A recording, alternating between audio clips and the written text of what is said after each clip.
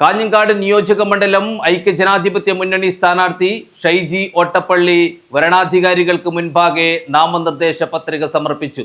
Road ഷോയും സംഘടിപ്പിച്ചു.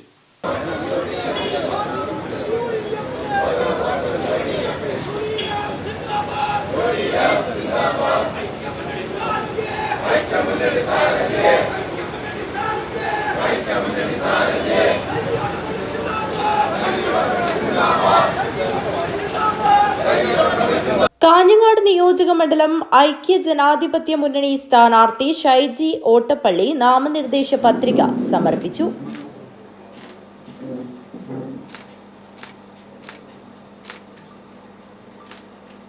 കാഞ്ഞങ്ങാട് നിയോജക മണ്ഡലം വരണാധികാരി ആർഡിഒ KR മനോജനാണ് നാമനിർദ്ദേശ പത്രിക സമർപ്പിച്ചത്.